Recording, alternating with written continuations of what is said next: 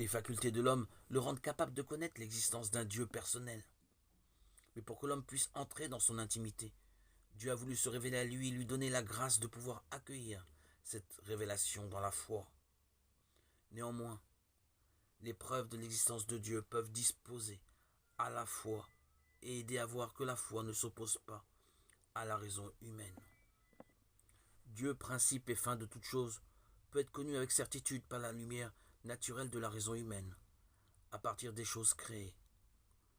Sans cette capacité, l'homme ne pourrait accueillir la révélation de Dieu.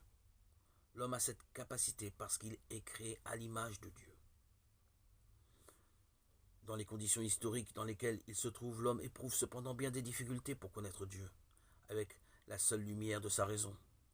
Bien que la raison humaine, en effet, à parler simplement, puisse vraiment, par ses forces et sa lumière naturelle, arriver à une connaissance vraie et certaine d'un Dieu personnel, protégeant, gouvernant le monde par sa providence, ainsi que d'une loi naturelle mise par le Créateur de nos âmes, il y a cependant bien des obstacles empêchant cette même raison d'user efficacement et avec fruit de son pouvoir naturel.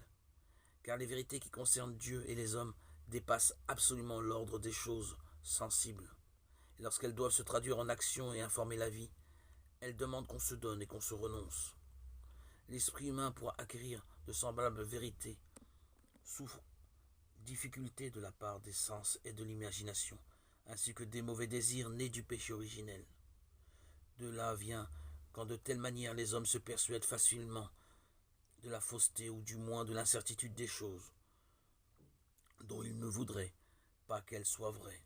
C'est pourquoi l'homme a besoin d'être éclairé par la révélation de Dieu, non seulement sur ce qui dépasse son entendement, mais aussi sur les vérités religieuses, morales, qui, de soi, ne sont pas inaccessibles à la raison, afin qu'elles puissent être, dans l'état actuel du genre humain, connues de tous sans difficulté, avec une ferme certitude et sans mélange d'erreurs.